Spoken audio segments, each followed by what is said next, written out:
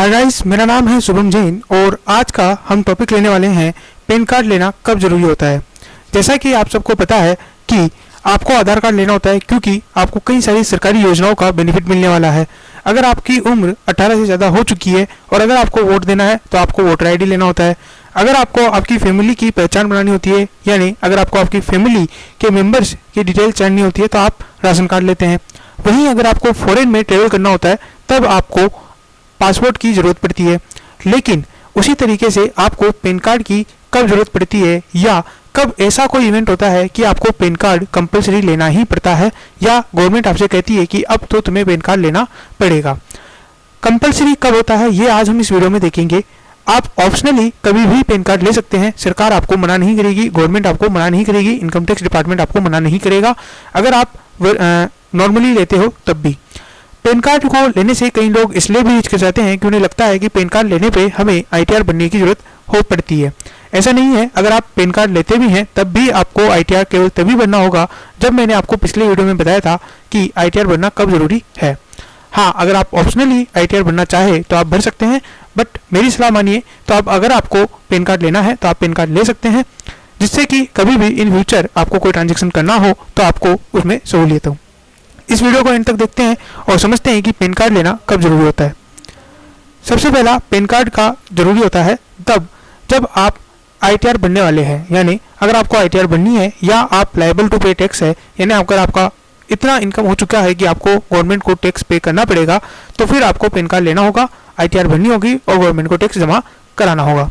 दूसरी सिचुएशन, अगर आपका बिजनेस या प्रोफेशन का टर्नओवर 5 लाख से ज़्यादा हो जाता है, दैट मीन्स अगर आप कोई बिजनेस कर रहे हैं और आपका टर्नओवर 5 लाख से ज़्यादा है तो फिर आपको पैन कार्ड लेने की जरूरत पड़ेगी।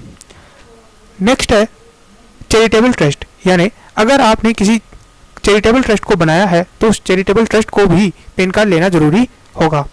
यहाँ पे अब तक हम ये समझ चुके हैं कि जिनको आईटीआर बनना है उनको पैन कार्ड लेने की जरूरत पड़ती है।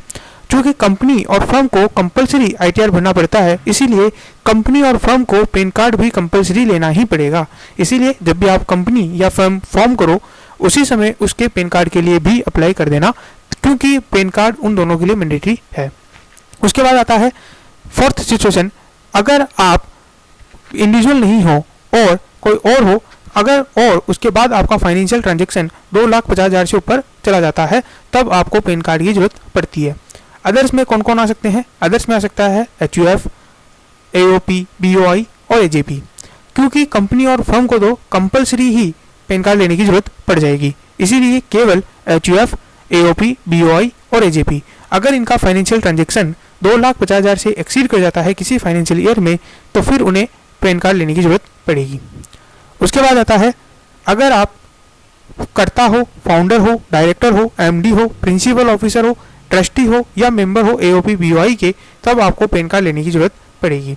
AOP BOI को कंपलसरी लेने की जरूरत नहीं है, उनको केवल तभी लेना है जब उनकी इनकम या उनका फाइनेंशियल ट्रांजेक्शन 2,50,000 से ऊपर चला जाए।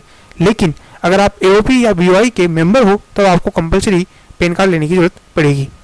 उसके बाद आता है लास्ट, कि जब आप स्पेसिफाइड फाइनेंशियल ट्रांजेक्शन में एंटर करते हो जो कि गवर्नमेंट ऑफ इंडिया के द्वारा नोटिफाइड है, तब आपको पैन कार्ड की जरूरत पड़ेगी। स्पेसिफाइड ट्रांजेक्शन कौन कौन से हैं इन्हें हम नेक्स्ट वीडियो में कवर करेंगे। आज का वीडियो बस इतना ही। Thank you very much for listening us. Good day, good bye.